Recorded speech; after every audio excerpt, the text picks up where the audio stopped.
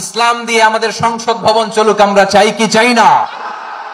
বঙ্গভবনে লা ইলাহা ইল্লাল্লাহর পতাকা উড়ুক, আমরা চাই কি চাই না?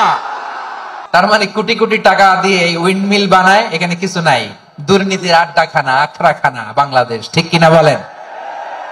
তার মানে মানুষে মানুষে পার্থক্য আছে না নাই?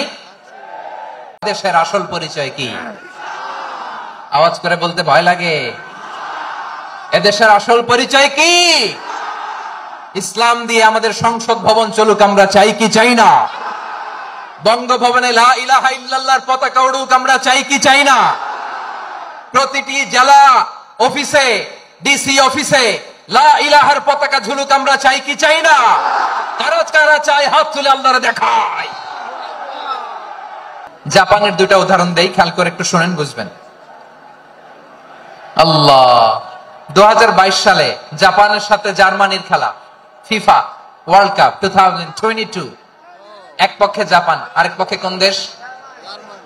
কথা শোনে নাই। এক পক্ষে কোন দেশ? আরেক পক্ষে সবাই। এক পক্ষে, আরেক পক্ষে। ওই খেলায় জিতেছিল জাপান, জিতেছিল 22 সালের এই ফিফা ওয়ার্ল্ড কাপে জাপান ফুটবল খেলায় জিতে as a part of their celebration তারা খেলার পরে পুরো স্টেডিয়ামটারে ক্লিন করে, the fan base of Japan.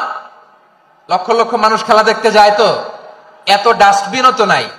তো যারা ডাস্টবিনে জায়গা পায় নাই, তারা এই যে চকলেটের প্যাকেট, পানির বোতল, চিপসের প্যাকেট তারা এদিকে সেদিকে রেখে দিয়েছে। জাপানের ভক্তরা, জাপানের ফলোয়াররা as a part of their celebration তারা খেলার পরে পুরো স্টেডিয়ামের সব ময়লা আবর্জনা ক্লিন করে তারপরে বিদায় নিয়েছে। তাদেরকে কি ক্লিন করার দায়িত্ব দেওয়া হয়েছিল? এই যশোর, জাপানের যে ছেলেরা খেলা দেখতে গেছিল, ওদেরকে কি ক্লিন করার দায়িত্ব দিছিল? তারা কি স্টেডিয়ামের পরিচ্ছন্নতা কর্মী? তাদের আকল, তাদের সিক্স সেন্স তাদেরকে বলেছে। ছোটবেলা থেকে জাপান গভর্নমেন্ট ওদেরকে এত পরিচ্ছন্নতা শেখায়, ক্লিনলিনেস অ্যাওয়ারনেস ক্যাম্পেইন করায়।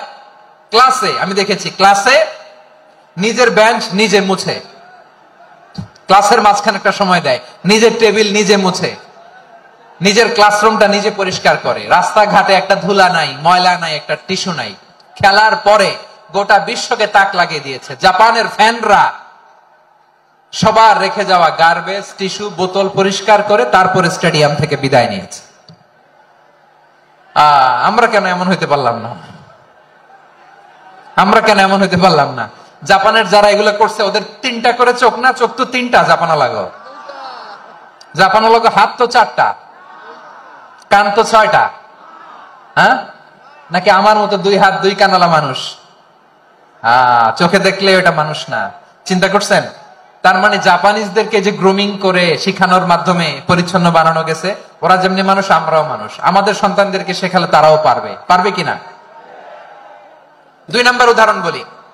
চট্টগ্রাম ফেনীতে যারা গিয়েছেন, মেঘনা গোমতী ব্রিজ প্রকল্প নাম শুনছেন?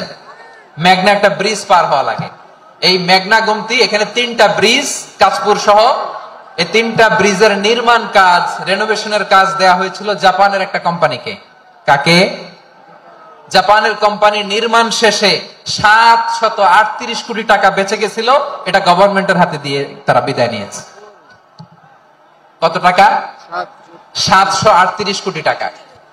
যত প্রাক্কলিত ব্যয় নির্ধারণ করা হয়েছে, সব টাকা সরকার, তৎকালীন সরকার, 2019-এর সরকার কারা ছিল তো জানেন? এই 2019-এর সরকার তাদেরকে দিয়েছে। তারা রিনোভেশন নির্মাণ শেষে 738 কোটি টাকা অতিরিক্ত বেঁচে গেছিল, এটা আবার গভর্নমেন্টের হাতে বুঝাই দিয়ে তারা বিদায় নিচ্ছে। আমরা কেন এমন হইতে পারলাম না? জাপানের ওরাও মানুষ, আমরাও মানুষ।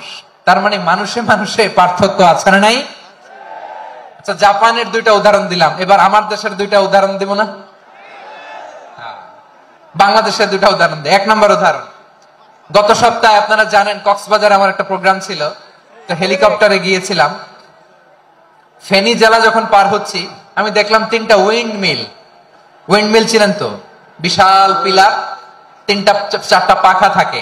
বায়ু বিদ্যুৎ কেন্দ্র, বাংলাদেশের প্রথম বায়ু বিদ্যুৎ কেন্দ্র এটা। মুহুরী প্রজেক্ট বলে ওটা, সম্ভবত মুহুরী প্রজেক্ট। তো সাগরের বাতাসের ঝাপটায় এটা ঘুরে এনার্জি হয়, ইলেকট্রিসিটি উৎপাদন হয়। তো আমি পাইলটকে বললাম, ভাই এগুলো থেকে কেমন ইলেকট্রিসিটি উৎপাদন হয়? কয় হুজুর একটু হয় না, কিছুই হয় না। কিছুই হয় না মানে? বলে হুজুর বাংলাদেশে যত উইন্ড মিল আছে এটার পাখা একটাও ঘুরে না। আল্লাহ, বলেন কি? তাহলে যে কোটি কোটি টাকা ব্যয় করে যে উইন্ড মিল, কয় হুজুর ভিতরে ফিটফাট, উপরে ফিটফাট, ভিতরে সদরঘাট। তার মানে কোটি কোটি টাকা দিয়ে এই উইন্ড মিল বানায়, এখানে কিছু নাই। দুর্নীতির আড্ডাখানা, আখড়াখানা বাংলাদেশ, ঠিক কিনা বলেন?